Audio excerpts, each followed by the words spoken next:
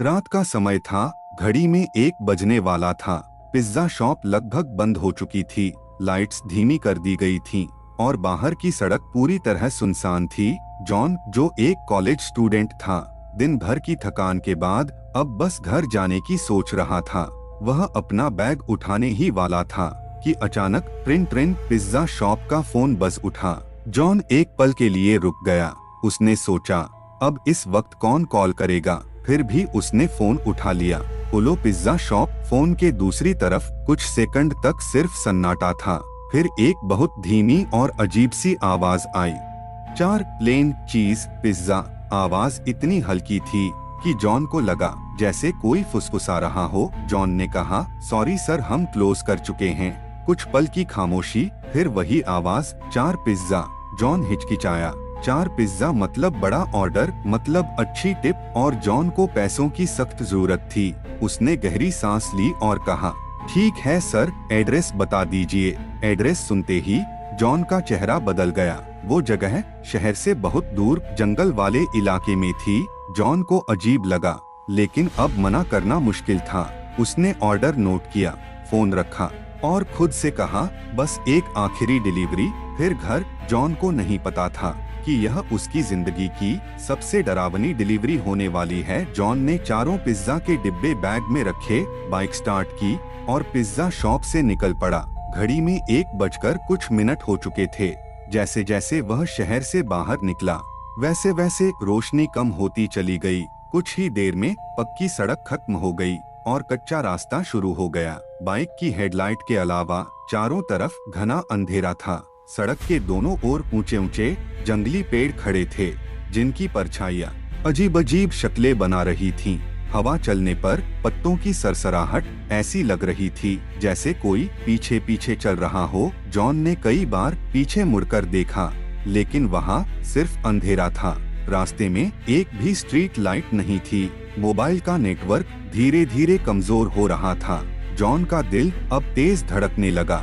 उसके दिमाग में बार बार यही सवाल आ रहा था, इस वक्त इतनी दूर जंगल में कौन पिज्जा मंगवाता है? बाइक की आवाज सन्नाटे में बहुत तेज लग रही थी।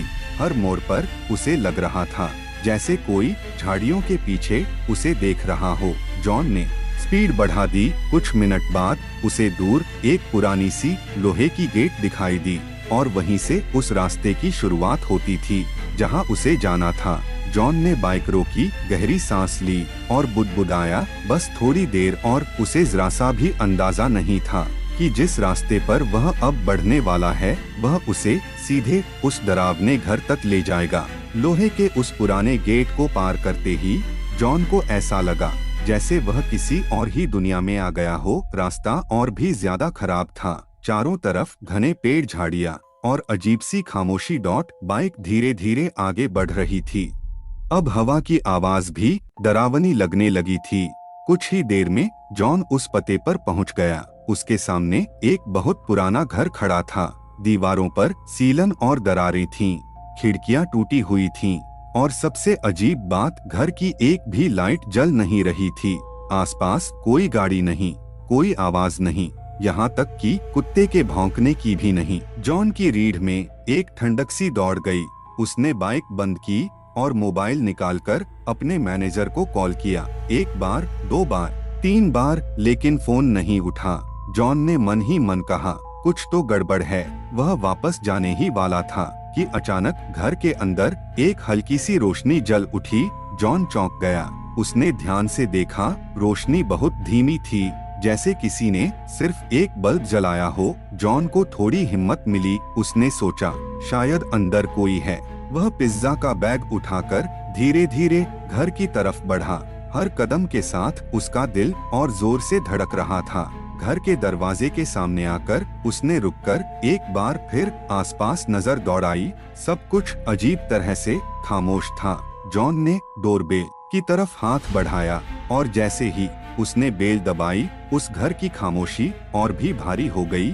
जॉन को जरा भी अंदाजा नहीं था कि इस दरवाजे के पीछे उसका सामना किससे होने वाला है। जॉन ने हिम्मत जुटाकर डोरबेल दबाई। Ding dong. उसकी आवाज सुनसान रात में काफी तेज लग रही थी। जॉन ने जोर से कहा, पिज्जा डिलीवरी। कुछ सेकंड बीते लेकिन कोई जवाब नहीं आया। उसने फिर से बेल बजाई। इस बार उसे अंदर से किसी के कदमों की आवाज सुनाई दी। जॉन का दिल तेजी से धड़कने लगा। शायद कोई आ रहा है, उसने खुद को समझाया। लेकिन दरवाजा अपने आप धीरे धीरे खुलने लगा। जॉन के शरीर में एक अजीब सी सिहरन दौड़ गई। उसने चारों तरफ देखा, कोई नहीं। फिर भी दरवाजा पूरी तरह खुल चुका था। कुछ पल सोचने के बाद जॉन ने अंदर कदम रख दिया। घर के अंदर एक धुंधली सी पीली लाइट जल रही थी। हॉल खाली था, फर्नीचर पुराना और धूल से भरा हुआ। दीवारों पर अजीब सी परछाइयां हिल रही थीं। जॉन ने धीरे से आवाज लगाई, बोलो कोई है। उसकी आवाज खाली घर में गूंजकर वापस आ गई। तभी उसकी नजर फर्श पर पड़ी। एक काली बिल्ली हॉल के बीच बैठी उसे घूर रही थी। अचानक वह बिल्ली उठी और तेजी से एक कमरे की तरफ भागी, और जैसे ही बिल्ली उस कमरे में घुसी, क्लिक, उस कमरे की लाइट जल गई। टीवी अपने आप ऑन हो गया और उसी पल जॉन के कानों में छोटे बच्चों की धीमी हंसी गूंज उठी। जॉन की सांस अटक सी गई। अब उसे पूरा यकीन हो चुका था, यह कोई साधारण डिलीवरी नहीं थी। बच्चों की वह हंसी धीरे धीरे और साफ होती जा रही थी। जॉन ने पिज्जा का बैग थोड़ा मजबूती से पकड़ा और उसी कमरे की तरफ धीरे धीरे बढ़ा। कमरे के अंदर हल्की सफेद रोशनी थी। टीवी चल रहा था, लेकिन स्क्रीन पर कुछ भी साफ दिखाई नहीं दे रहा था। और तभी जॉन की नजर कमरे के बीच बैठी दो छोटी लड़कियों पर पड़ी। दोनों जमीन पर बैठी थीं, घुटनों को सीने से लगाए हुए। उनके बाल बिखरे हुए थे। वे दोनों बिना पलक झपकाए सीधे जॉन को घूर रही थीं। जॉन ने हल्की आवाज में कहा, मैं पिज्जा डिलीवरी से हूँ। कोई जवाब नहीं। उसने फिर कहा, काफी देर से दरवाजे पर खड़ा था, कृपया पेमेंट कर दीजिए। दोनों लड़कियां अब भी चुप थीं। कमरे में अजीब सी ठंडक भरने लगी और वही पल उस रात का सबसे डरावना पल बनने वाला था। जॉन ने डरते हुए धीरे धीरे पीछे मुड़कर देखा और उसी पल उसके हाथ से चारों पिज्जा के डिब्बे फिसलकर नीचे गिर पड़े। कमरे के दरवाजे पर एक औरत का काला सा साया खड़ा था। उसका चेहरा पूरी तरह साफ नहीं दिख रहा था, लेकिन उसकी मौजूदगी ही कमरे की हवा को और भारी बना रही थी। जॉन की सांसें तेज हो गईं। उसने पीछे हटना चाहा, लेकिन उसके पैर जैसे जमीन से चिपक गए हों। पीछे से उन दोनों लड़कियों की धीमी हंसी फिर से गूंजने लगी। जॉन को लगा जैसे पूरा घर उसे घूर रहा हो। अचानक हॉल की लाइट तेजी से झपकने लगी। औरत का साया एक कदम आगे बढ़ा। बस उतना ही काफी था। जॉन को अब कुछ समझने की जरूरत नहीं थी। वह पूरी ताकत से दरवाजे की तरफ भागा। दरवाजा पार करते ही उसने पीछे मुड़कर भी नहीं देखा। बाइक पर बैठते ही उसके हाथ कांप रहे थे। चाबी घुमाई, एक बार, दो बार, और फिर बाइक स्टार्ट हो गई। जॉन ने स्पीड बढ़ाई और उस घर से दूर निकलता चला गया। पीछे अंधेरे में वह घर फिर से खामोश हो चुका था, लेकिन जॉन को नहीं पता था कि डर अभी खत्म नहीं हुआ था। जॉन पूरी रफ्तार से उस घर से दूर भाग रहा था। हवा उसके चेहरे से टकरा रही थी, लेकिन डर उससे कहीं तेज था। कुछ ही दूर गया था कि अचानक धड़ाम, बाइक झटका खाकर रुक गई। इंजन बंद हो चुका था। जॉन घबराकर नीचे उतरा। देखा टायर पंक्चर था। उसका दिल बैठ सा गया। उसी पल उसे अजीब सी ठंडक महसूस हुई। जॉन ने धीरे से बाइक के रियरव्यू मिरर में देखा और उसके पैरों तले जमीन खिसक गई। उस अंधेरे रास्ते पर वही औरत का साया और उसके साथ वही दो छोटी लड़कियां खड़ी थीं। वे तीनों धीरे धीरे जॉन की तरफ बढ़ रही थीं। जॉन ने डर के मारे पुलिस को फोन लगाया। कांपती आवाज में बोला, प्लीज जल्दी आइए, यहाँ कुछ बहुत गलत है। फोन हाथ में पकड़े वह अचानक जंगल की तरफ भागने लगा। झाड़ियों को चीरता हुआ वह एक बड़े पेड़ के पीछे छिप गया। आंखें बंद कर वह बस यही दुआ कर रहा था, भगवान मुझे बचा लो। कुछ मिनट बाद दूर से पुलिस सायरन की आवाज आई। यह आवाज जॉन के लिए जिंदगी की सबसे सुकून भरी आवाज थी।